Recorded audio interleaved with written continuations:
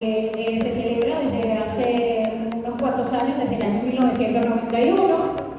Fue oficializado en el 2006 por la Asamblea General de las Naciones Unidas y, como ya les dije, es una gran oportunidad pues, para crear conciencia justamente sobre el impacto que tiene la diabetes y, por supuesto, la salud de cada una de las personas, como también pues oportunidades para fortalecer sobre todo la prevención, diagnóstico, tratamiento, etcétera, que lo vamos a discutir hoy con nuestros expertos.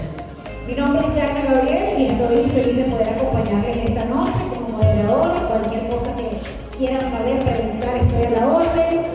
Queremos, desde pues, todos los expertos, el comité de damas, que gracias a ellos estamos reunidos esta noche también acá, que sepan ustedes como invitados que esto es un conversatorio, que podemos ir preguntando sobre la marcha, que lo que queremos es que se sienta hoy más cercano, porque bueno, queremos darle la información de la manera más jovial posible, si lo decimos así. Aprovechando la oportunidad, vamos a presentar a nuestros expertos que nos acompañan hoy, la doctora Yajaira Zambrano, médico obesólogo, muy conocida, especializada en medicina de la obesidad, con más de 15 años de experiencia en el área, y bueno, su práctica, como ya lo saben, se centra en la determinación clínica del sobrepeso. Importante mencionar. También al doctor Rubén Pereira, médico internista,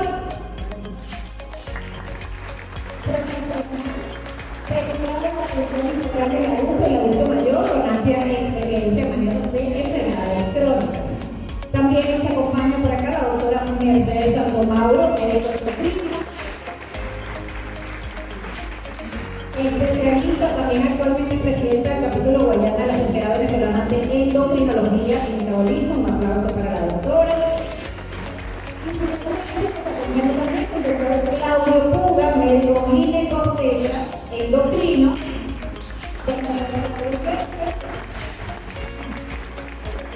especializado también en endocrinología ginecológica y reproducción. Ellos cuatro nos van a estar conversando sobre este tema bastante interesante, sobre todo cómo podemos tratarlo o prevenirlo, que es lo que se quiere, porque bueno, estadísticamente hablando también hay unos números que pueden ustedes desconocer, pero que impactan en esta enfermedad. Bienvenidos, buenas noches y bueno, que comiencen en esto.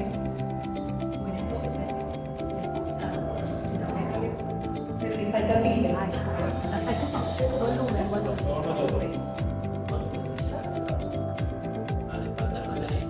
Ok.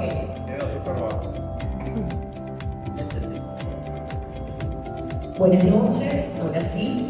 Bueno, de verdad que agradecida por esta invitación. Muchísimas gracias al Comité de Damas del Centro Ítalo-Venezolano de Guayana por esta gran iniciativa de reunirnos aquí para conversar. Porque aquí no somos nosotros de este lado así bien lejos y ustedes para allá. A pesar de que estamos un poquito distanciados, la idea es que nos sintamos en confianza, en familia, que podamos preguntar aquellas dudas que ustedes traen el día de hoy y así disiparlas para que todos salgamos de aquí sabiendo y aprendiendo un poquito más. Y fíjense que mañana, 14 de noviembre, celebramos el Día Mundial de la Diabetes. Una pandemia que existió antes del COVID y que sigue en incremento, tiene unas cifras impresionantes. ¿Sabían que la Federación Internacional de Diabetes, que es la organización encargada del impacto global de la diabetes en el mundo, hizo un estudio y para el año 2025 ellos hablan de que existen en el mundo más de 800 millones de personas adultas con la condición de diabetes, pero se proyecta que esta cifra se incremente a más de 800 millones de personas en el mundo, lo que significa que 1 de cada 8 adultos tendrá la condición de diabetes. Así que qué bueno que venimos a conversar y aprender. Y como los protagonistas son ustedes y no nosotros, bueno, yo les quiero dar la palabra a ustedes para que rompamos el hielo y que empecemos a conversar sobre esta patología o sobre esta condición como es la diabetes. Veo muchísimas caras conocidas, veo colegas, entonces bienvenidos todos y bueno, escuchamos sus preguntas. Sin miedo. A lo mejor no todos a la vez. ¿Quién quiere hacerme una pregunta? Yo me acerco por aquí. Ajá, voy. Hola, buenas noches, ¿cómo está? ¿Cuánto se considera uno que está en el borde de ser diabético? Es una cosa que a todo el mundo le tiene miedo cuando nos hacemos todo el examen de rutina y tenemos el índice que tiene un poquito alto, pero uno pelea para bajarlo, pero bueno, ¿cuánto tiene que tomar uno en serio este valor? Buenas noches, primero gracias al comité por la invitación y gracias por la asistencia de nuestros colegas, amigos, caras conocidas. Marcos, mira, la glicemia normal debe ser por debajo del 100 en adultos. Cuando está por encima del 100, ya estamos en nivel de alerta. Pero para diagnosticar diabetes tiene que tener dos glicemias en ayunas mayor de 126 o una glicemia mayor de 200 en cualquier momento del día si tiene síntomas. ¿Okay? Además, en una medida de hemoglobina glicosilada o glicada que tiene que ser mayor de 6.5. Esos son tres criterios para decir que un paciente es diabético. Pero queda una área gris, que es que está entre 100 y 126, que por algunos expertos llamaron como prediabetes, y hay dos condiciones, que es la glicemia alterada en ayunas y la intolerancia glucosada. Una es la glicemia en ayunas mayor de 100 pero menos de 126, o la intolerancia glucosada, que es una glicemia mayor de 140 2 horas de haber comido o de ingerir una carga glucosada.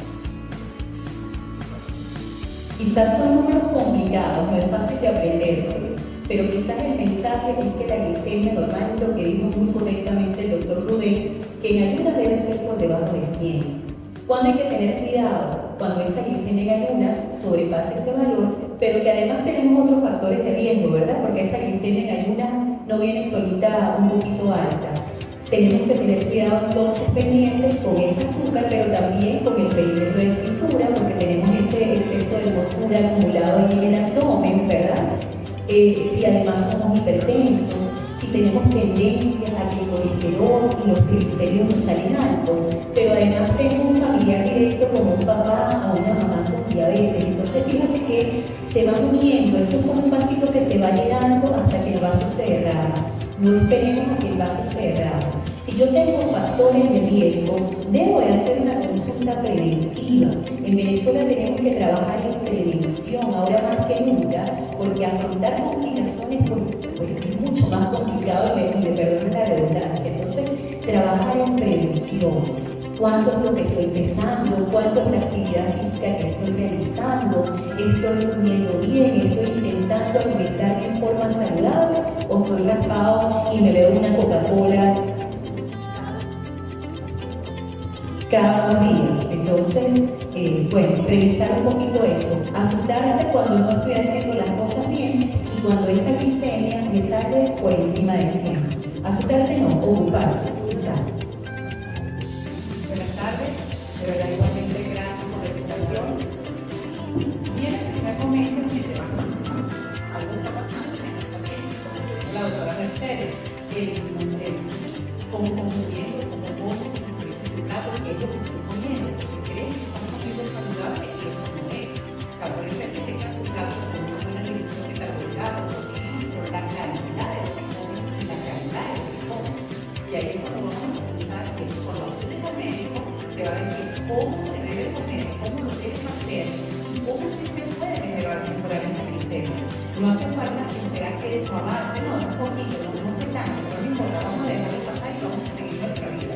No, vamos a ocuparnos de que debemos cambiar esa forma de que estábamos comiendo porque no lo estábamos haciendo bien. Y aunar a eso la vida deportiva, la actividad deportiva, que eso va a ser un equilibrio de que tú puedes bajar esa glicemia y llevar una calidad de vida. No hay otra forma de cómo demostrarlo y evitar que esas cifras sigan elevando.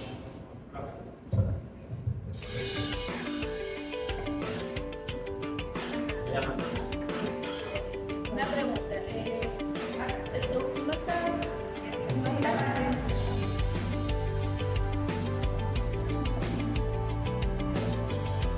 Buenas noches. Normalmente uno dice que es diabético y el azúcar. Uno siempre piensa que el azúcar es el que va a producir la grasa. Pero carbohidratos y la grasa. Entonces, eso es lo que hemos realizado.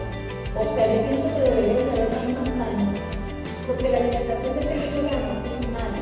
Nosotros consumimos un plato alimentarios muchas harinas. Mezclamos muchas harinas, o sea, los venezolanos no saben. Entonces yo creo que en eso deberían enfocarse más, en enseñar a las personas a comer. ¿Cuál debería de ser el plato? ¿Qué es lo que debemos comer antes de una comida para pasar un poquito más y no llenarnos de tantas harinas? Yo creo que debería de ser así. Buenas noches, bueno, pues sumo a los agradecimientos del comité. Quería comentar con respecto a eso que hay escenarios en los que ya se avisora que el problema pudiera presentarse a futuro. Vamos a hablar de problemas de útero que también pues, tiene el caso a futuro, pero estoy hablando de un tema que va muy de la mano con el azúcar, que es la resistencia a la insulina. Cuando uno hace la explicación, inicialmente es un paciente que tiene una ingesta de carbohidratos de alto poder glucémico. Los carbohidratos incluyen todas estas harinas procesadas, los harináceos como el arroz, como la pasta. Probablemente baja por debajo de ellos, nos sigamos a la quinoa y caemos en otro tipo de carbohidratos de un mejor poder glucémico que son los transversales, la batata, maguey, la misma zanahoria, el mismo remolacha, probablemente tiene un índice glucémico mucho más bajo. Entonces, en esa educación es que tratar de concentrar carbohidratos de bajo poder calórico en el desayuno. Al aumentar un almuerzo, probablemente en el que la proteína vegetal y este carbohidrato de preferencia lo que consideramos de mejor calidad, y una cena en la que tratemos de librarnos de ese carbohidrato para tratar de generar una disciplina en la calidad de esta alimentación parte de lo que era el pasado. Entonces, un exceso de consumo de carbohidratos, un sedentarismo en el cual uno descarga calorías en relación a la cantidad de consumo, un aspecto familiar que no persigue, un factor genético que no lo vemos pero que se va a manifestar en algún momento, empieza a generar este acúmulo de grasa que se comentaba a través de las relaciones de cintura cadera y otro tipo de perímetros que se miden. Empezamos a entender de que la acumulación de grasa periférica genera un escenario de resistencia a la insulina, hormona encargada de manejar el carbohidrato. Y empieza a generarse, por lo tanto, una respuesta del órgano encargado de administrar la insulina, que es el páncreas, en el cual empezamos a generar un exceso de esta hormona. Y resulta que el páncreas prácticamente se le explica al paciente, nacimos con un tanque único que debemos hacer rendir a lo largo de toda nuestra vida. Cuando caemos en ese consumo elevado, esa descarga elevada de insulina, vamos a ir desgastando y disminuyendo nuestra reserva al punto en que esa curva se cruza, en el sentido de que ya no tengo la capacidad de responder ante la ingesta de los carbohidratos y esos niveles de insulina van a caer, y en ese momento, cuando la insulina cae y se eleva el azúcar, genera el diabético tipo 2. Entonces, todo ese escenario previo es donde yo debemos generar el enfoque, generar esa calidad de lo que comemos, obviamente la actividad física cardiovascular que despliegue esas calorías nos va a hacer lograr apoyo para no tener que llegar a todas estas situaciones. Ojo, pero el doctor dijo una palabra muy importante, exceso. No podemos satanizar a los carbohidratos, ¿sí? Los carbohidratos es la principal fuente de combustible para el ser humano. Así que ningún paciente diabético, mucho menos de la tercera edad, cardiópata, con múltiples comorbilidades o con múltiples enfermedades, usted le va a decir no puede comer carbohidratos, porque no puede ser, ¿sí? Tengo muchas experiencias, pobrecito, un muchachito diabético tipo 1 que debutó en Guaymaro y el niño, bueno, lo estabilizaron gracias a Dios y lo mandan a la consulta, un adolescente ya. Y lo primero que me preguntó ese niño, doctor, ¿yo puedo comer arepa? Y yo le dije, claro, hijo, usted puede comer arepa. Y el niño se volvió y vio a la mamá, viste mamá, que yo puedo comer arepa. Entonces aquí hay una palabra clave que es moderación. Alimentación consciente e inteligente. Todos de alguna forma sabemos lo que es bueno y lo que no es tan bueno. Entonces, moderemos las porciones, mantengamos buena actividad física, vamos a preferir esos carbohidratos menos procesados sobre los procesados, ¿verdad? Y además las grasitas de las buenas que también existen, ¿verdad? Que son las grasas insaturadas, el aguacatico, el aceitico de oliva, los frutos secos. Tenemos la forma de hacerlo. Yo sé que la situación quizás económica de nosotros pues, nos limita, pero si hay algo que es accesible son los vegetales, la fruta.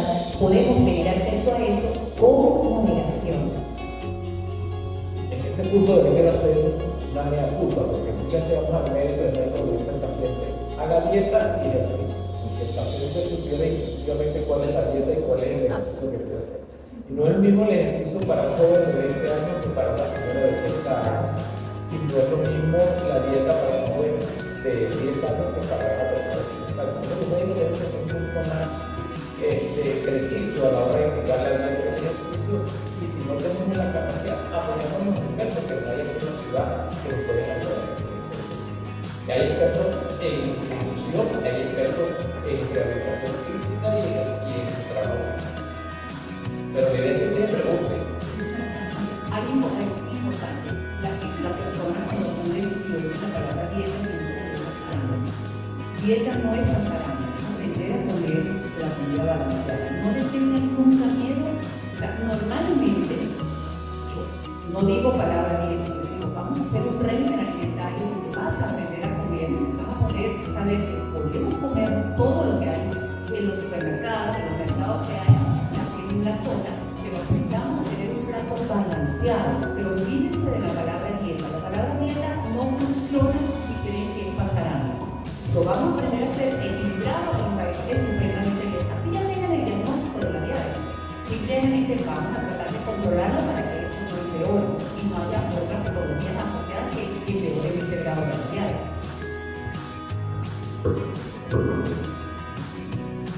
Buenas noches. De acuerdo a lo que ustedes han dicho, yo estoy aquí pensando, puedo concluir que los factores genéticos del antecedentes familiares no es una condena para que uno sea diabético. No. O sea, no todos los hijos, pero son estadísticas. Los hijos de diabéticos tienen 2 veces más probabilidad de ser diabéticos que los hijos no diabéticos. Pero no todos los hijos de diabéticos van a ser diabéticos. Yo siempre digo al paciente, la diabetes tiene una vacuna. Comer bien es el ejercicio. Si tú comes bien y haces ejercicio, tienes menos posibilidades de ser diabético, así que tu papá sea diabético, tu mamá sea diabético. ¿Qué pasa? Que ¿por qué llegó ese paciente a ser diabético? El papá y la mamá. Porque comía mal, porque no hacía ejercicio, porque tenía un ambiente obesogénico o glicogénico, porque la celebración es 4 tortas y 3 quesillos por cada cumpleaños, o el almuerzo es con un refresco todos los días y hace una vez. Y eso es lo que se acostumbra a comer el hijo y eso lo hace como manejo para tener diabetes. Pero si ese hijo o esa persona cambia ese estilo de vida, tiene menos posibilidades. Repito, y los hijos de pacientes diabéticos tienen el doble de posibilidades de ser diabéticos, pero no todos van a ser diabéticos. Buenas noches, bienvenido. Pero tenía varias preguntas a pensar. Una de ellas es, el valor de 100 en glicemia es para adultos, hombres, mujeres, o en general para cualquier edad. Esa era una. Dos, en el caso mío, digamos, yo soy amante de la pasta y el arroz. Entonces, pensando lo que estabas diciendo, no sé si los niveles de mayor diabetes a nivel mundial es en Asia o en Italia, pensando Italia por la pasta y Asia por el arroz. Entendí que hablan de las cantidades, obviamente hay una realidad moderna. Ese desorden alimenticio en cantidad diaria es posible que adquiere, digamos, valores glicémicos. En el caso en particular, en la pregunta específica, yo puedo comer arroz o pasta moderado todos los días. Nosotros, primero vamos a empezar. El plato servido diariamente va a ser de esta manera. Imagínense, tenemos el plato, la mitad del plato va a ser vegetales y la otra mitad, un cuarto va a ser un carbohidrato y va a ser una proteína. Esa es la división del plato. No es malo comer pasta, no es malo comer arroz, simple y llanamente es la cantidad de lo que vas a comer. Si colocamos 40 gramos de arroz y 40 gramos de pasta, que es lo que puedes comer acompañando diariamente a un plato para tú más o menos la estatura y el peso que tienes, viéndolo desde acá, pesa más en índice glicémico 40 gramos de arroz que 40 gramos de pasta. Entonces no es malo comerlo, lo que pasa es que no lo puedes comer todos los días el mismo carbohidrato con ese alto índice glicémico. Entonces tú agarras y como pasta, pero mañana no como, mañana me como una auyamita, pasado mañana me voy a comer un arrocito, y luego sigo con una zanahoria acompañándolo, porque todos tienen índice glicémico y tienen sus vitaminas, que son las que te van a aportar, que es lo que yo necesito para el cuerpo. Pero no puedes hacer que hoy como pasta, mañana como arroz, voy a comer pasta, voy a comer arroz, que ya dijo que el plato era un carbohidrato doble. Tenemos que variar los carbohidratos, porque tienen diferentes cantidades de índice glicémico. Por ejemplo, yo voy a colocar 2 tabletitas de chocolate sabor. Ese chocolate sabor tiene 30 gramos de carbohidratos, ¿ok? Lo tengo acá. Pero yo voy a colocar una taza de lechosa que tiene 30 gramos de índice glicémico y este tiene 30 gramos. ¿Qué me comería? ¿Qué es más sano? ¿Comerme las dos pedacitos de chocolate o la taza de lechosa?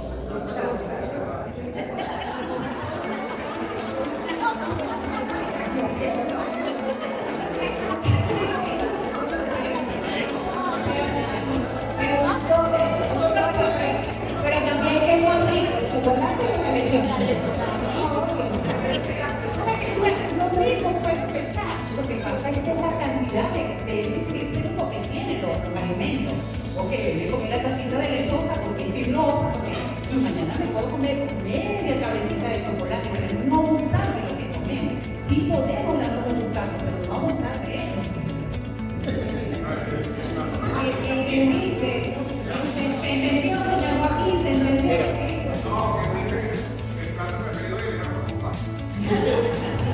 Pero sí, básicamente entonces, que tú estás en un índice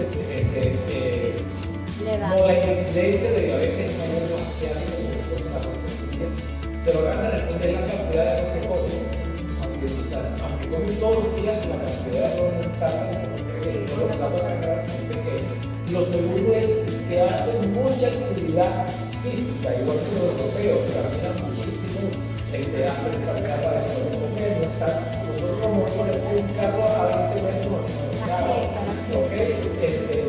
Entonces no es eso. La otra cosa que es manera de combinar el carbohidrato es un índice más claro, o sea, el índice glicémico de los alimentos varía con la preparación, varía con el tiempo con lo que consume, ¿okay?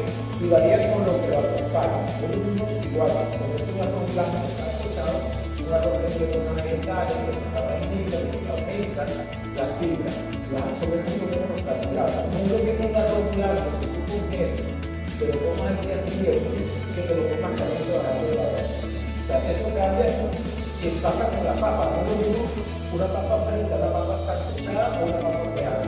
La misma cantidad de la papa tiene índice glicémico diferente. Bien, platico lo que dijo el doctor, la fibra disminuye la absorción del carbohidrato. Cómanse primero la ensaladita para que eso disminuya la absorción de ese carbohidrato que van a comer después. A propósito de eso, doctora, ¿cuál es la forma correcta entonces de comerse un plato de comida en base al ejemplo que acaba de dar? Tenemos nuestro plato, ¿verdad? ¿Qué vamos a comenzar? Comenzamos con una ensalada con fibra. Vamos a comenzar y nos va a dar sensación de saciedad, sensación de llenura. Luego seguimos con la proteína que la necesitamos primordialmente para nuestro depósito de glucógeno. Y luego lo último que nos vamos a comer es carbohidrato. Así que se enfrió. Vemos si no lo podemos comer, no lo comamos a puro, no comamos por comer, vamos a comer porque necesitamos que ya estamos satisfechos con lo que comimos, con lo que está en el plato, y no volverse a repetir de lo que está en el plato. Ya te serviste y eso es lo que vamos a comer. En primer lugar la ensalada, seguimos con la proteína y en tercer lugar el carbohidrato. Quería comentar sobre el tema de las meriendas. Las embarazadas que pueden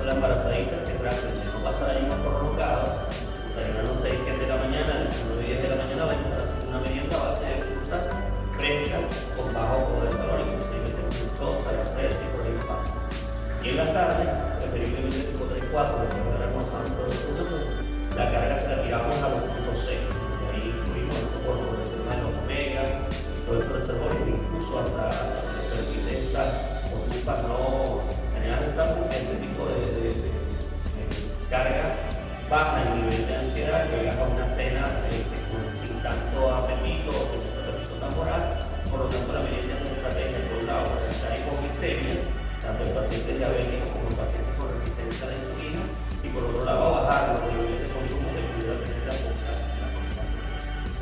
La merienda es un dato bien importante para la población. Por supuesto, no es un kilo de frutos secos.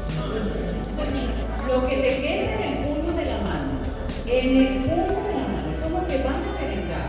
Y sigue de la fruta, que podemos merendar tanto a media mañana como a media tarde. Siempre pensando que aparte de las frutas del doctor Claudio Pura, que tenemos las 5 que son la uva, la pera, el mango, el cambur y el límpido. El índice glicémico que tienes y el cambur lo permitimos si haces deporte. Si no haces deporte no vas a comer cambur, porque es demasiado índice glicémico. ¿Cómo estás tomando esas calorías? ¿Qué estás haciendo para que ese azúcar no sea tu mundo? Entonces, simplemente tenemos muchas más frutas con las cuales podemos merendar y, por supuesto, por lo que te quepa en el puño de mano, los frutos secos son 150 calorías. O sea que eso no es suficiente para que carguen esa ansiedad a media tarde. Una preguntita. Buenas noches. Bienvenidos doctor presentes en mi página de experiencia. Amigos tres de ellos, la doctora también. Voy a hablar un poquito del antecedente para poder realizar la pregunta. Hace 14 años yo pesaba 164 kilos. Me diagnosticaron síndrome de resistencia a la insulina, lo que me llevó a hacer un bypass gástrico y perdí 60 kilos en ese momento. Pasando los años, pandemia, sin hacer nada, etcétera, recuperé mi peso hasta 116 kilos. Y hace 3 meses decidí hacer ejercicio y dieta, empujado por una persona que quiero mucho. Y en este momento estoy empezando a 90 kilos. Mi índice de glicemia o mi glicemia medida estaba, cuando me operé hace 14 años, estaba estática entre 110 y 112. Fíjate, hacía 4 exámenes al año y era 110, 112, 110, 112. Y es por lo que me llevan a hacer los exámenes para ver si mi tiene la resistencia de insulina, empezar lo positivo y por eso lo opero. Operado, mi glicemia empezó a establecerse entre 90 y 89, 90 y 89, y en este momento, examen hecho hace para la semana pasada, sigue estando 89 con 90 kilos. La pregunta, para pacientes operados bariátricos, ¿cuál es el índice glicémico que debe tomar la atención y en qué momento debe alarmarte y empezar a tomar en serio la posibilidad de la diálisis? Esa respuesta la dio el doctor Dueño al principio. Fíjate, los valores de glicemia siguen siendo los mismos. La glicemia normal en ayunas debe ser por debajo de 100. Cuando te operaron ya tenías una prediabetes, ya la glicemia estaba por encima de 100, una glicemia en ayunas alteradas en términos médicos. De tal manera que esa cirugía metabólica, al ayudarte a perder un porcentaje importante de peso, hizo que tu glicemia se normalizara. Y la idea es que, bueno, te mantengas y te felicito porque decidiste entonces cambiar tu alimentación, hacer actividad física y, bueno, estás logrando, de hecho, después de aumentar a 116, bajaste otra vez a 90 kilos. Ese es el pilar fundamental del tratamiento de la diabetes. Miren, ni siquiera la insulina, que es la herramienta más eficaz y potente para bajar un azúcar alta. Cero mito y cero cuento de la abuelita y del vecino que produce adicción, ceguera, ni mucho menos.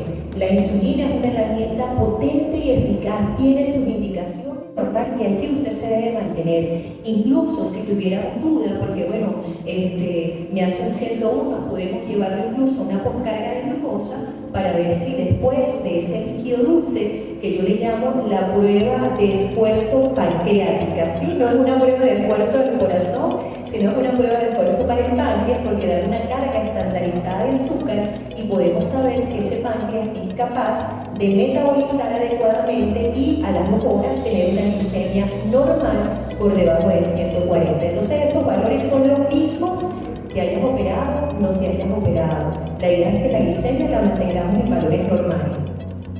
Te voy a comentar que el paciente bariátrico no solamente tiene el tema con la glicemia, sino que generalmente va de la mano del síndrome metabólico. Por eso te hace el bypass metabólico, que hoy en día se circula así.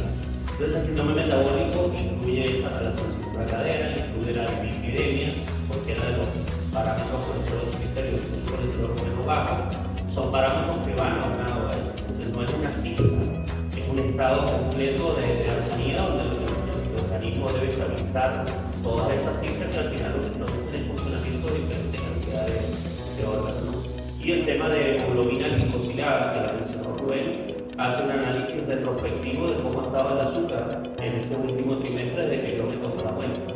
De hecho, hay laboratorios que aparte del valor de la hemoglobina glicosilada te titulan glicemia promedio, que la idea es estar siempre por debajo de 100. Entonces ahí tienes como una ventana más representativa de cómo ha estado tu estado en un tiempo mayor y no un estado puntual de un solo día. Pero en términos generales, esto lo que dijo Mercedes, de que las cifras van a ser las mismas dependiendo de esté operado, esté haciendo ejercicio, no, la cifra es estandarizada. En el embarazo sí es otra historia. De hecho, a manera de comentario, todas las embarazadas, todas, deben hacerse un test de despistaje de diabetes gestacional a partir de la semana 24, de la 24 a la 28. Y los estándares que hoy en día pues, se usa una carga de glucosa preestablecida, no es frescolita, no es café con ese azúcar. El laboratorio debe tener titulado los 75 gramos que se le entregan a la paciente embarazada para tomar una muestra de ayuna que debe tener un rango menor a 92, embarazada a 92, un rango a la hora de menos de 180 y un rango a las 2 horas por debajo de 153. Si nosotros cumplimos con eso, si salimos de esos estándares con un solo valor, esta prueba se le llama de un solo paso, para no caer en que hay otra prueba que es un poco más compleja, con un valor que esté alterado de esos tres, el paciente tiene diabetes gestacional. Y obviamente dependiendo de ese rango, empezamos con la restricción del manejo dietético. Aunque esto empieza desde una vez de la consulta prenatal, esto empieza tratar de calcular cuáles son las metas, ¿no? Que es el índice de masa corporal de la embarazada que está llegando. Y obviamente yo no le puedo pedir a la que tiene un índice de 18, que es normal, que suba solo 5 kilos. Ese se lo pido a la que viene con una obesidad ya mucho más marcada. Los rangos de ganancia de peso en el embarazo pudieran estar en parámetros de 5 kilos a 16 kilos, que son los rangos extremos, pero obviamente esto se adecua en relación a lo que la paciente trae. Y empiezan con la orientación nutricional desde el principio para que al final la prueba no salga alterada, se va educando y se va aplicando las cosas. Gonzalo, quería tener la oportunidad también de adaptar que todos los métodos para bajar todo, si tú no mantienes el cambio de estilo de vida, de ese ejercicio, de ese el comer bien, de ese dormir bien, todos tienen que regalarse, todos tienen que regalarse. No es que me operé y yo me operé, no. La diabetes no se cura, es otra cosa, la diabetes se controla. La gente dice, me operé y me curé la diabetes. No, te controlaste con una cirugía. Y si tú vuelves a seguir con el estilo que estaba llevando, vas a volver a hacer el va a subir y vamos a sufrir las consecuencias de esa diabetes. Para que esa vida saludable, y Gonzalo, y yo lo veo todo a diario, ¿no? Estoy siempre viendo a diario. Te hago una pregunta. ¿El sacrificio ha sido muy grande estos 3 meses con tu alimentación? Realmente no, cuando dije la persona que quiero mucho me refería a mis hijos y fueron mi motivación. Pero lo que estás haciendo ahorita que no hay ya ningún esfuerzo. O sea, yo sí lo he visto diariamente, lo veo, bueno, estamos en el mismo sitio donde hacemos deporte. Pero el sacrificio de comer no lo he hecho, sino el plato de una buena presentación, de un equilibrio en la comida, eso es lo que es. Al inicio, porque mi costumbre era comer muy mal. Yo era que podía desayunar un plato de pasta de un kilo, sin ningún problema. Al principio no puedo negar que me costó, pero tenía una motivación en la cabeza. Bueno, entonces eso es un ejemplo donde nosotros determinamos que la obesidad no se cura, se controla. Comenzamos a nivel del sistema nervioso que podemos operar, pueden hacerse la cirugía bariátrica, pero si no terminamos de entender de que tenemos que aprender a comer, tenemos que aprender a tener una actividad física, la más sencilla es caminar, porque siempre te ponen excusa, es que no puedo porque me duele la rodilla, no es que no puedo porque el dedito se me... Eso son excusas. Vamos a hacerlo más sencillo, caminemos en plan 4 cuadras, ya dentro de una semana vamos a hacerlo 5 y después 6, hasta que logremos que todos los días, por lo menos 45 minutos, nosotros tengamos actividad física.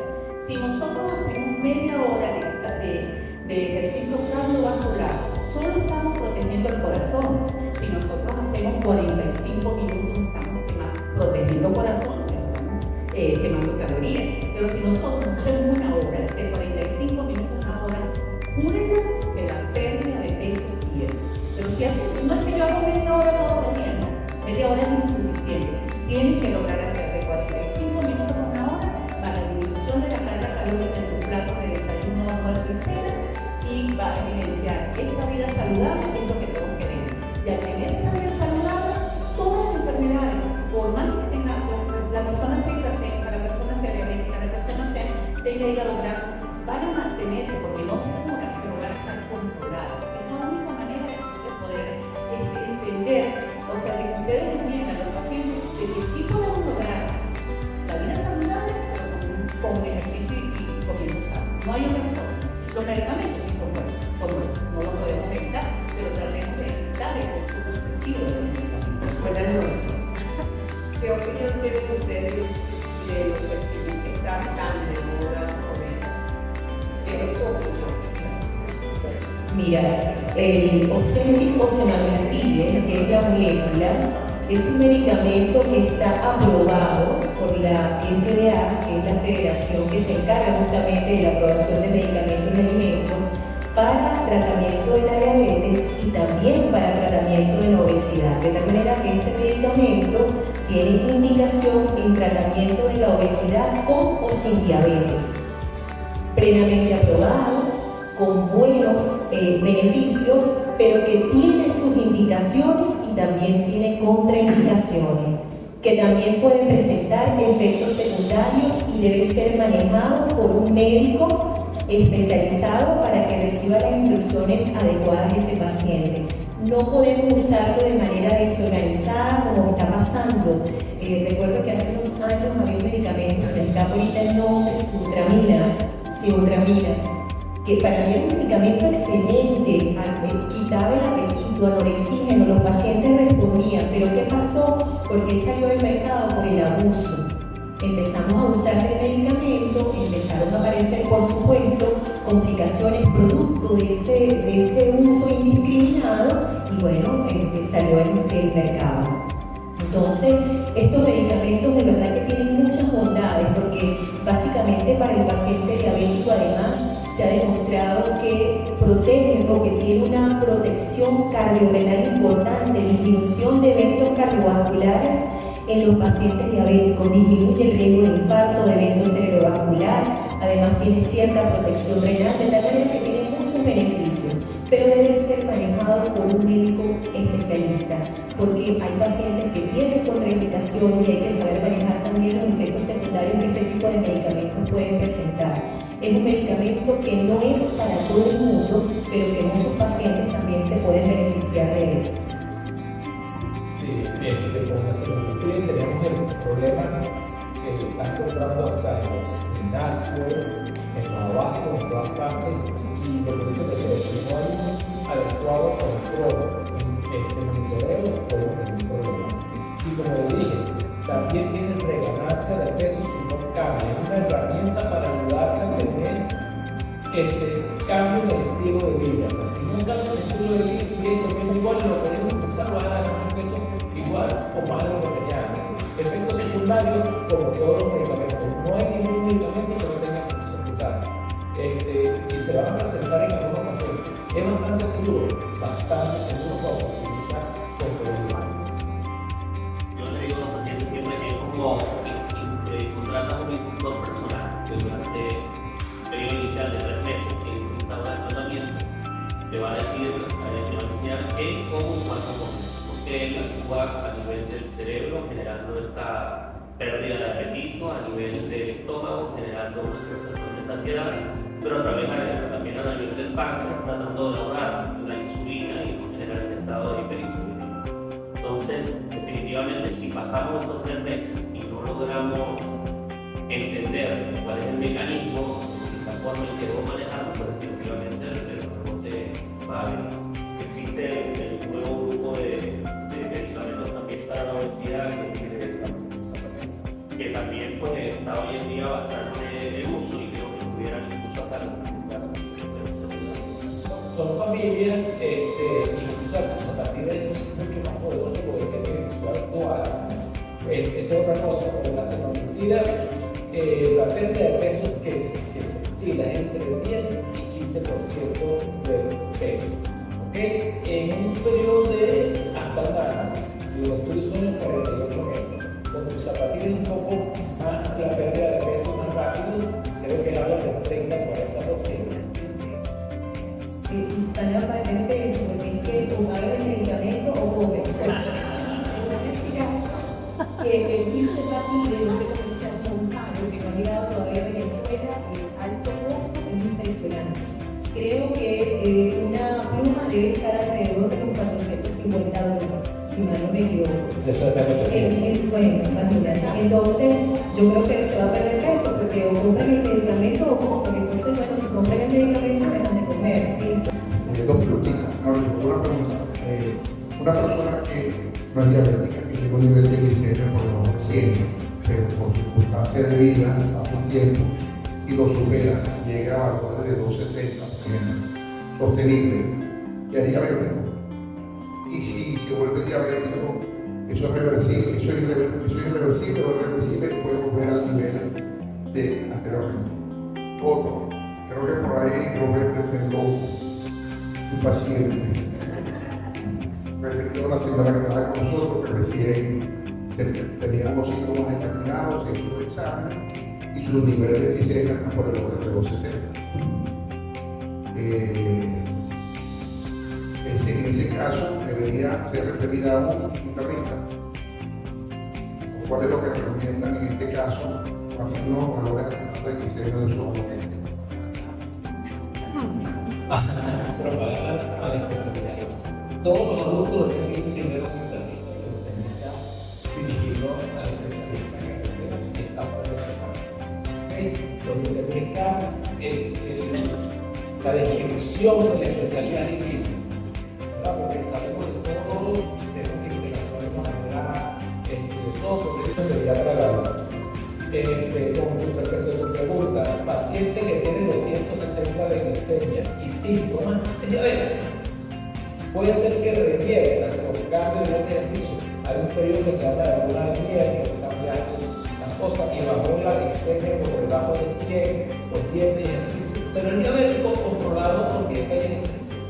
O sea, no dejó de ser diabético, sigue siendo un diabético controlado con dieta y ejercicio. Ahorita se está hablando diabetes en remisión, que es un paciente que es diabético, que recibió tratamiento adecuado y cambio de estilo de vida por más de un año y que sin medicamentos se mantiene normoglicémico por más de 6 meses, dice que está en remisión, no curada, en remisión. Completamente de acuerdo, pero yo con la primera pregunta voy a ser un poquito más empática y voy a hacer aquí la propaganda de Rubén. La diabetes debe ser manejada por un endocrinólogo, ¿sí? Ahora, si tú me preguntas internista, y yo se lo decía a Rubén en estos días que nos reunimos por otro motivo, internistas, pudiera ir a un internista bueno que maneje diabetes, que no son todos, ¿sí?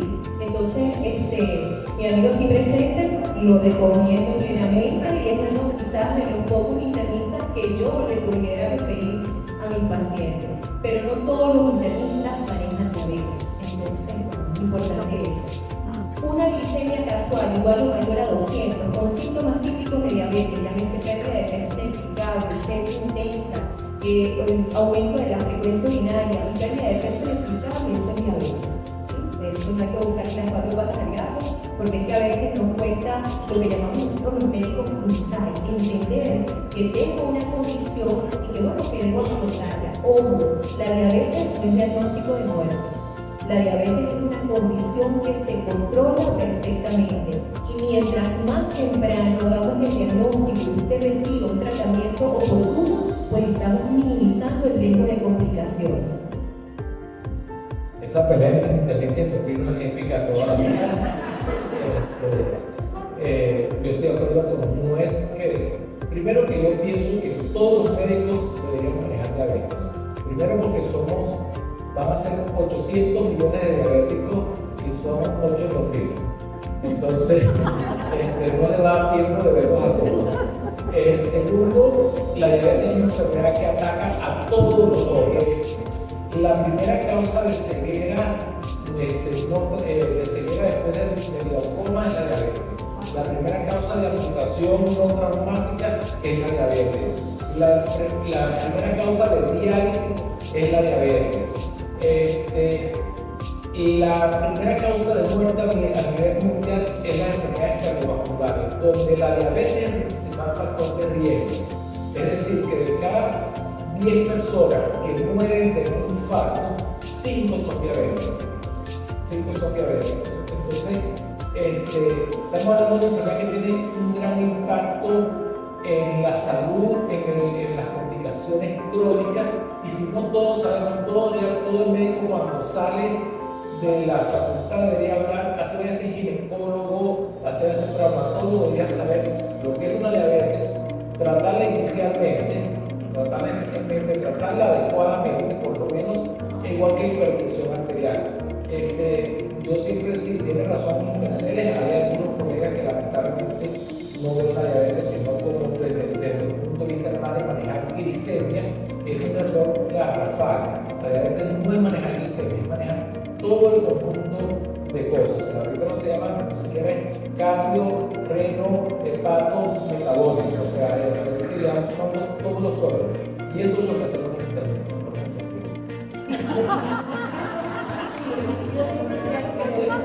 Es que de verdad en medicina necesitamos formar ese equipo multidisciplinario, porque lo que le digo a mis pacientes, ustedes nada más no son diabetes por un lado, no es corazón por otro, no es riñón por otro, sino fíjense, Rubén acaba de mencionar un término así muy grandote, ¿no? Lo llamamos síndrome cardiorrenometabólico y por ahí nos queda fuera todavía el hígado, que ahora también lo estamos introduciendo, ¿no? Porque van de la mano. O sea, ese paciente que es diabético generalmente tiene hipertensión, tiene complicaciones cardiovasculares, o sea, eso va de la manito, tiene su toque renal y por eso necesitamos de ese equipo multidisciplinario.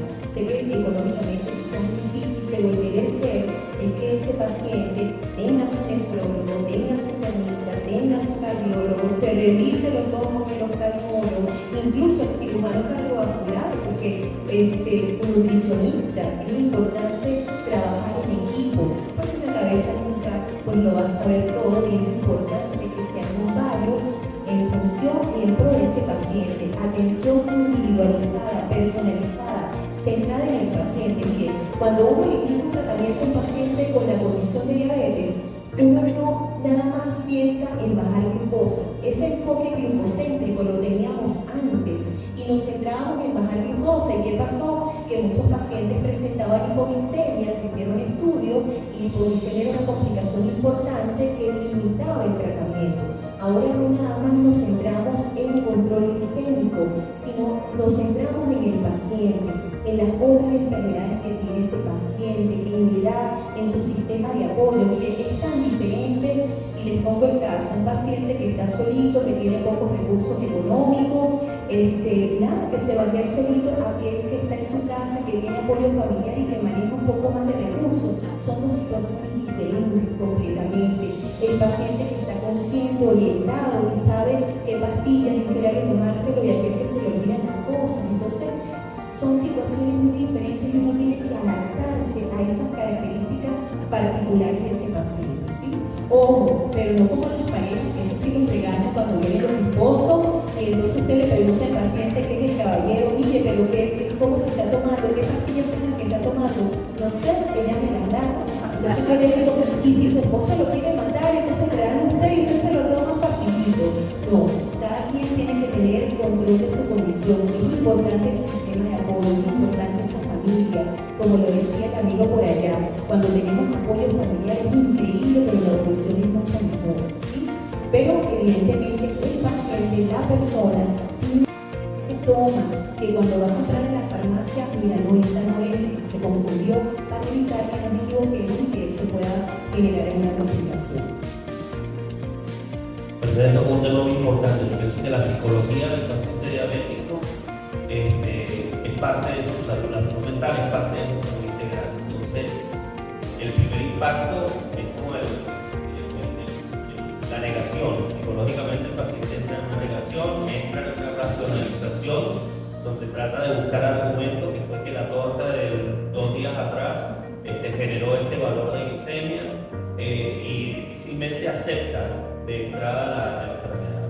Probablemente de parte del médico especialista pues requiera unos minutos de atención para generar esa sensibilidad que haga el entendimiento de que probablemente va a ser su enfermedad de acompañamiento, que no es el acabose, pasa mucho con las damas también con el tema de menopausia y terapia hormonal. No hay un envejecimiento, no es que me voy a marchitar, es simplemente una transición que en buena compañía pues simplemente te va a llevar un impulso a otra etapa. Entonces, creo que esa parte motivacional de que existen las estrategias, de que se encamine toda esta orientación de actividad física y alimentación, es importante esos minutos para el paciente diabético en su entorno, para generar esa actividad motivacional de poner metas a corto plazo que al final logren sensibilizar y estabilizar el paciente. No solamente ese nivel de azúcar, sino un estado de salud. Yo quería preguntar, hablaron de las frutas que tenemos mayor índice glicémico. O sea, las frutas cítricas tienen el menor índice glicémico, son mejores que las otras. Una fruta, una manzana, piña, fresa, son manzana verde, manzana amarilla, manzana roja. Pueden comer perejil, que es la mejor, una de las mejores que tienen muy bajo índice glicémico. Pueden comer la fresa, tienen alto contenido de fibras, o sea que les va a ayudar. Pueden comer con otra banada de piña, o sea que desde durazno, kiwi, fresa, melón, lechosa, naranja, toronja, mandarina, tienes toda la variedad de frutas. Unas tienen más fibra, otras tienen un poquito de índice glicémico, pero nunca tan elevado como las 5 que tenemos. O sea que sí podemos, tenemos alternativas y no se le va a disparar la glicemia. Okay. Otra cosita, ¿qué opina o qué beneficioso puede ser o no el llamado o lo famoso que ahora está con lo que es el ayuno intermitente? O sea, ¿es beneficioso o no el ayuno intermitente en cuanto? El ayuno intermitente es bueno, pero es bueno a corto plazo. O sea, puedes hacer el ayuno intermitente 2 meses, que viene, evolucionaste, bajaste de peso, te sientes excelente, te haces examen, pero es bueno a corto plazo. No lo puedes durar en el tiempo porque retomas nuevamente el peso. O sea, el ayuno intermitente es eso, a corto plazo excelente, pero no sostenerlo. El ayuno intermitente depende de la cantidad de calorías que te consumes. Puedes hacer 20 horas de ayuno, si las 4 horas te comes 3.500 calorías, vas a encontrar. ¿Okay? Los estudios, hay un estudio que salió publicado ya hace 3 años ya. Se tomaron 3 grupos de pacientes. ¿Okay? A 2 hicieron ayuno intermitente, uno de 16 horas por 8 y otro de 18 por 6. ¿Okay? Y a uno lo dejaron comer libre, pero todos comían la misma cantidad de calorías al día y todos tuvieron la misma pérdida de peso. ¿Okay? ¿Qué cambió? Los índices de insulina glucada, que fue mejor para los que hicieron ayuno intermitente. ¿Okay? Y desaparecieron los negativos por Es una estrategia a corto plazo, ayuda a muchísimo. Con respecto a las frutas, yo le digo al paciente, deslindo las frutas letras. ¿Por qué? Porque no son educadas. No son educadas. Un diabético se podría comer un cachete de mango. ¿Okay? Mi papá, que era diabético, decía que si no tenía un mango de mango, no se ensuciaba la boca, porque eso no era así. O se puede comer medio cambur, no se come medio cambur, porque si no hace ejercicio, no va a hacer ejercicio, come una manga de cambur, entonces tú le das le das algo, no lo hace. También es algo para comer casi como para uno salir a salir. Okay. El tema del ayuno, por lo menos el paciente diabético, yo no estoy de acuerdo, igual en la embarazada. Yo les explico que la forma en que, como bien lo decía, el carbohidrato es indispensable porque es una forma de almacenamiento de energía. Y esa forma de almacenamiento de energía se almacena generalmente a nivel hepático como glucógeno. Y entonces en él tenemos una fuente para que en la noche o en ese tiempo de ayuno, donde yo sigo respirando, sigo teniendo una carga energética a nivel vascular, el corazón sigue bombeando, todo eso demanda energía y viene de esa reserva calórica que yo tengo. Entonces obviamente si yo amanecí con el tanque bajo de gasolina, probablemente prolongar ese ayuno lo que genera también son efectos contradictorios del mismo organismo, trata de buscar y de generar nuevas fuentes de azúcar en ese tiempo de ayuno. En definitiva, para ese grupo de pacientes totalmente contraindicados. Doctor, el ayuno intermitente para ciertas personas siempre hay que individualizar, pero pacientes diabéticos, más aún cuando tienen múltiples o varias enfermedades asociadas, y pues tampoco las embarazadas, son un grupo de pacientes que no cataloga para ayuno intermitente. Sobre todo por lo que decía Rubén, en realidad lo que se ha comprobado que te hace perder peso es el déficit calórico.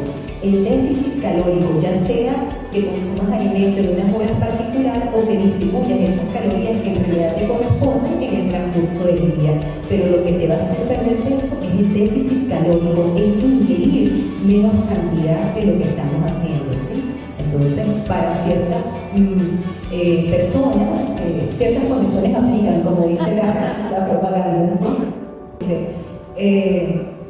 Básicamente la diabetes 2 se produce por una combinación de resistencia a la insulina que viene dada por los kilitos, por el peso, combinado con un déficit en la producción de insulina por el páncreas. Está en la combinación de esos dos mecanismos. Pues básicamente en aquellos pacientes donde predomina el déficit de producción de insulina, pues básicamente vamos a necesitar sustituirlo con insulina, que es la herramienta más potente y eficaz. Sin embargo, aquellos pacientes que todavía tienen buena producción de insulina y quizás un poco de resistencia para la acción de esa insulina, pueden responder bien a medicamentos orales. Pero hay pacientes que les va bien con un medicamento, siempre acompañado de cambios o hábitos de vida saludable. Hay pacientes que necesitarán el control con 2 medicamentos, siempre acompañado de hábitos saludables. Hay pacientes que requerirán triple terapia a dosis máxima y con cambios del estilo de vida pueden mantener una glicemia controlada, como hay pacientes que tenemos que seguir avanzando y necesitan una dosis de insulina basal combinada con medicamentos, y hay pacientes que requieren tratamiento sustitutivo completo con insulina, como pasa con los pacientes diabéticos tipo 1, que ellos no producen insulina y entonces le llamamos esa terapia de reemplazo, de sustitución, donde tenemos que imitar la función del páncreas porque el páncreas pues no está trabajando. Iba a comentar que en pacientes bariátricos, nosotros vemos por ejemplo las embarazaditas, las operan los bariátricos, bajan 30-40 kilos, esas pacientes tenían trastornos de ovulación, producto de esa cirugía pues empiezan a hacer ciclos ovulatorios y se embarazan. Y aparecen a veces con insulinas que parecen increíbles, empezando el embarazo, aparte de la hemoglobina glicosilada, que es una glicemia e insulina recién embarazada, para tratar de tener una información que se media interna y te aparece la insulina con un rango normal, que está por debajo de 12, pero te aparece en 1,2. Y empieza a generarte la duda, ¿será que mientras el tiempo que tuvo el segundo metabolismo consumió toda la reserva de insulina, ya no queda? Y hay un personaje que es el péptido 6, que no sé si ustedes me pueden apoyar ahí, que es la forma de conocer o preguntarle al páncreas cuánta reserva le queda, para saber si obviamente ese que aparece con insulina en 1,2 ya agotó su reserva completa y probablemente de forma muy potencial requiere insulina como terapia, o definitivamente este paciente con su cortisol y todo lo que correspondía y está ahorrando lo que tiene que hacer. El péptido C es una forma bien específica en ese grupo de pacientes de evaluar si realmente queda o no reserva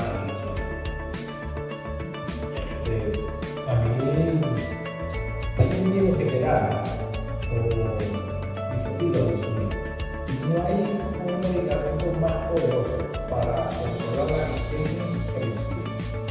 Un paciente que llega con 400 de glicemia a la consulta y está en estado catabólico, que está sintomático, tiene indicación de insulina. ¿Se lo va a dejar para siempre? No sé.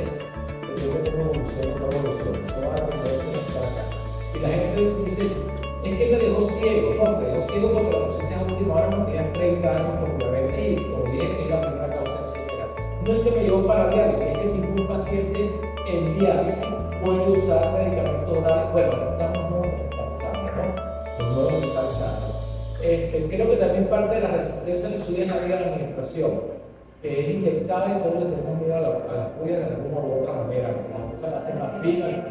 La presión siempre no, es una vez a la semana.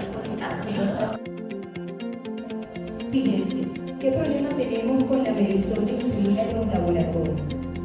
La medición de insulina por sí sola, lamentablemente, no se han podido estandarizar los valores de insulina, de tal manera que la interpretación de esos valores de insulina van a ser bien difíciles porque existe muchísima variabilidad intraindividual e interindividual.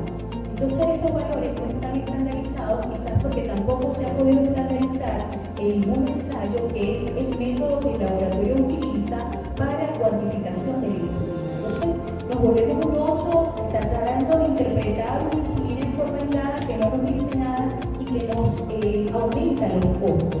Si en realidad queremos saber cómo está trabajando esa insulina, pues usted examine ese paciente, mide cintura abdominal, si tienes exceso de belleza en la cintura abdominal, si tiene oscurecimiento en los hilos de pliegue, ¿verdad? Que llamamos acantosis nigricans o acantosis pigmentaria. Si quisiéramos utilizar algunos índices, existen desde el punto de vista clínico índices que no los voy a desglosar, pero básicamente existe el índice de triglicérido glucosa, el índice de triglicérido HDL, que los podemos utilizar para cuantificar la resistencia a la insulina. Si en realidad queremos verificar cómo está trabajando la insulina, medimos glicemia. Si la insulina está trabajando bien, ¿cómo va a estar esa glicemia? Normal, porque la insulina está haciendo su trabajo de mantener una glicemia normal. Si la insulina está defectuosa o no puede hacer su trabajo porque tiene mucha resistencia, ¿cómo va a estar la glicemia? No responda. ¿Cómo va a estar el azúcar? Alta. Entonces eso nos permite diagnosticar y tomar conducta. La insulina en forma aislada lamentablemente no nos sirve y lo que hace es aumentar los costos. Con la hemoglobina glicosilada, por ahí vienen los licenciados del laboratorio Carolina, la propaganda, no sé si está por ahí, se me respondieron. No lo podemos tomar como un parámetro aislado para diagnóstico porque lamentablemente tenemos muchos problemas con nuestros laboratorios, no hay un programa de estandarización de hemoglobina glicada como en Estados Unidos y entonces esa hemoglobina glicada lo que dice es verdad, pero aquí tenemos unos valores que a veces usted dice, bueno, pero ¿dónde sacaron este valor? Que para nada concuerda con su glicemia. Entonces hay que tener mucha perspicacia clínica, pues, y siempre esa hemoglobina glicada acompañada de su glicemia diurna, su glicemia postprandial, los antecedentes, el examen físico para no caer en equivocaciones o complicaciones.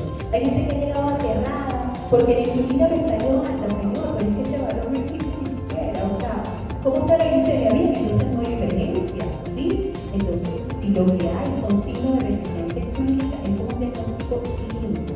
Si la glicemia está alta, empecemos a tomar esta conducta desde antes, desde los factores de riesgo. No sé si me expliqué. Melissa, ¿por qué tenemos tanto rollo con los laboratorios? Bueno, es importante que usted le explique a los pacientes el por qué usted le pide que se haga una quimioluminiscencia, una tiroide, una insulina, una testosterona, bueno, el doctor que manda testosterona biodisponible, ¿verdad? ¿Por qué se debe realizar por quimioluminiscencia y no por métodos como ELISA? Porque no son tan sensibles y específicos. Quizás en un paciente que maneja valores normales, vamos a poner un ejemplo de tiroides, ¿verdad?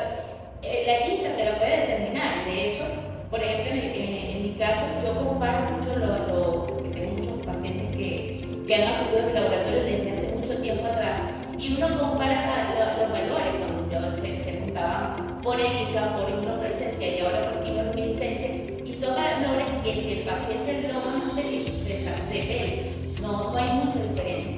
La discrepancia se puede observar es cuando los valores salen o están muy encima de los valores de referencia o muy por debajo.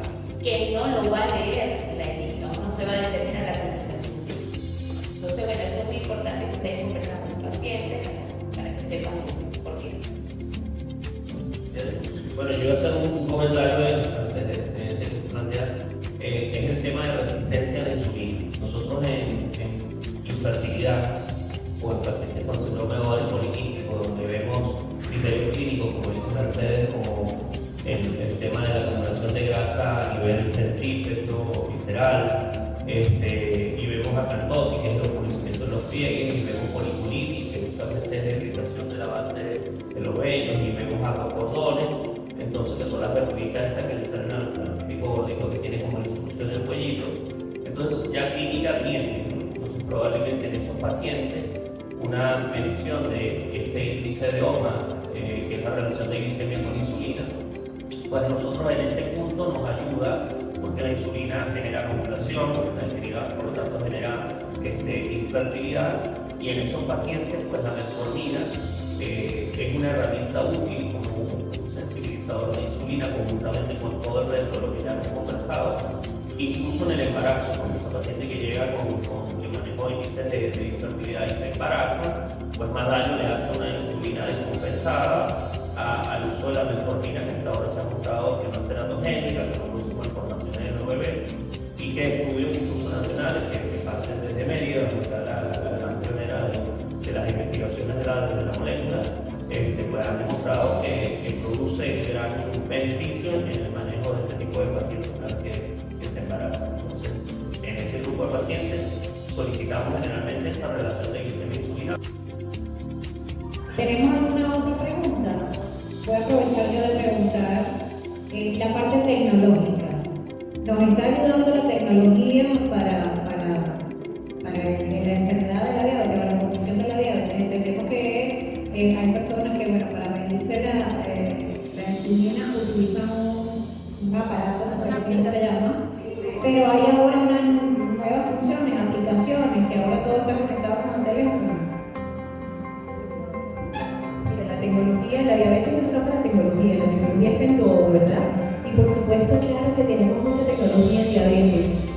Una de las cosas que tenemos aquí aún disponibles en Venezuela es el monitor continuo de glucosa, que permite o le ahorra al paciente que no se tenga que hinchar los deditos, sino que se conecta un sensor y la información del sensor se transmite, puede ser a su teléfono, bajo la aplicación, y esto mide glicemia cada 5 minutos. Entonces usted incluso dormido, el sensor está registrando su glicemia, y esto le permite una mayor educación al paciente porque puede ver el impacto real, en tiempo real, de las comidas, de las emociones, de cuando se pone bravo, de cuando hace ejercicio, cómo impacta positivamente o negativamente esa conducta sobre su valor de glicemia.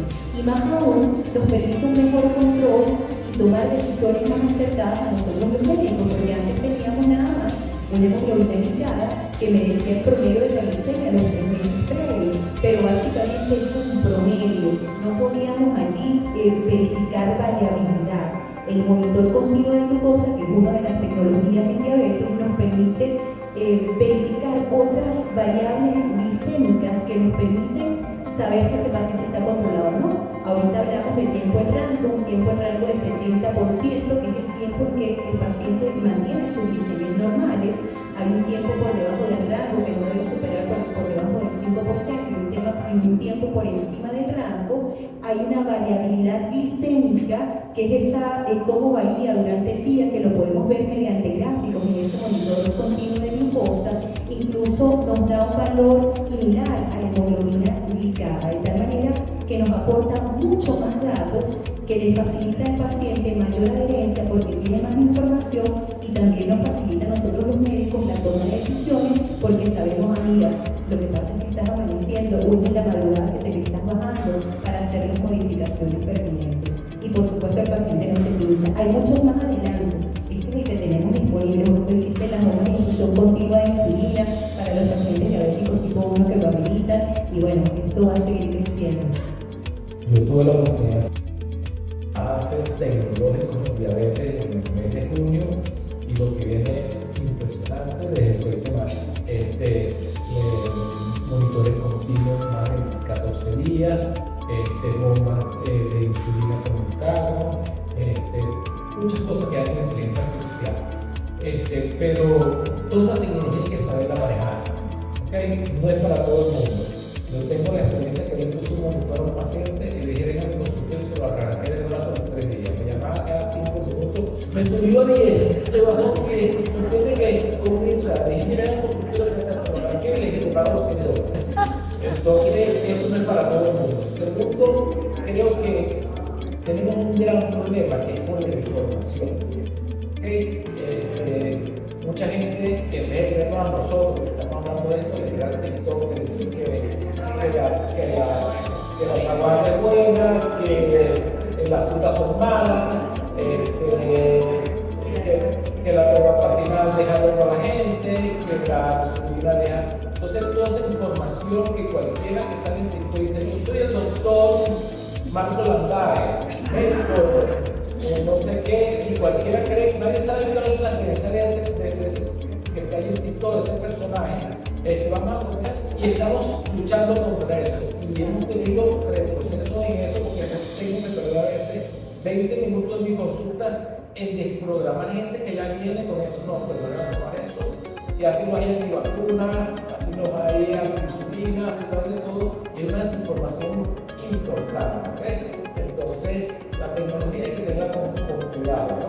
No es mito o exageración, el azúcar es dañino, entonces, en un exceso o un azúcar prolongada. Vamos a decir, ya tenemos información que el azúcar es un detonante, un alimento para las células cancerígenas. Ahora tenemos la realidad de ¿cómo? ¿De qué me estás hablando? No, el azúcar como dulce, el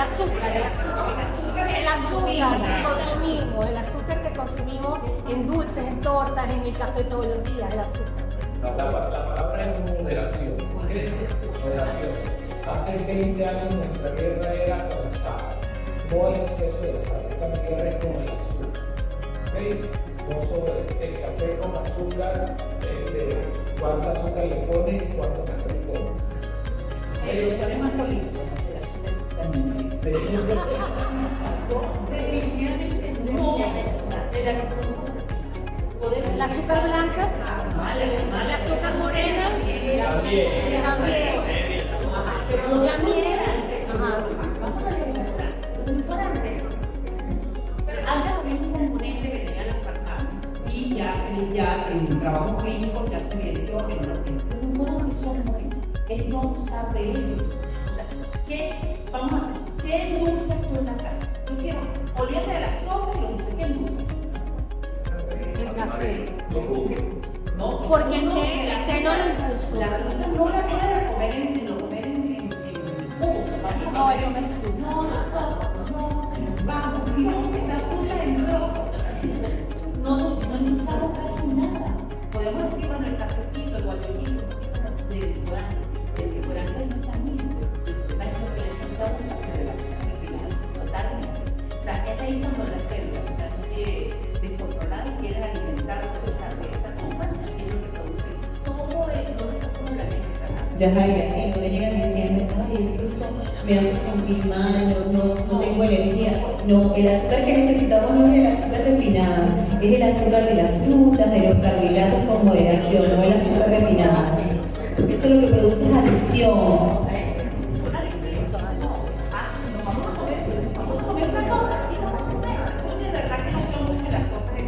Sí, que no le vamos a hacer con el nombre. Si vamos a comer una torta, no la comemos. Bien, sabrosita, en el pedacito de todo.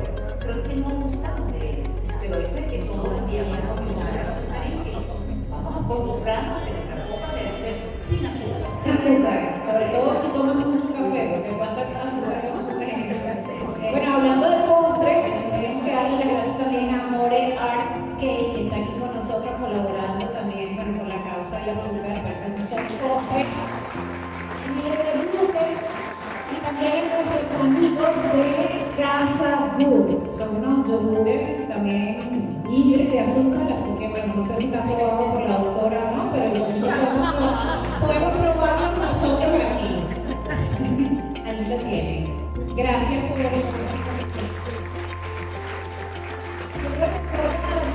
algo muy importante, que esta cajita roja que está detrás de mí forma parte de la recolección de juguetes que hace todos los años nuestro comité de damas. Esta caja siempre está acá en el club, en la oficina de eventos, para recoger juguetes, por favor, para nuestros niños en estas navidades, ¿cierto, señora María Antonieta? Ok, entonces... y en los domingos también, entonces pendiente con eso, cuando tengan algún regalito por allí, no duden en traerlo y en colaborar con el comité de damas. A propósito del comité de damas, gracias por la invitación. Mi nombre es Yana Gabriel, soy colaboradora con muchísimo gusto de todas estas mujeres maravillosas que siempre que me llaman aquí voy a estar. Gracias también al panel de expertos que nos acompañó hoy. Vamos a despedirlo, la doctora Yajaira Zambrano, el profesor de la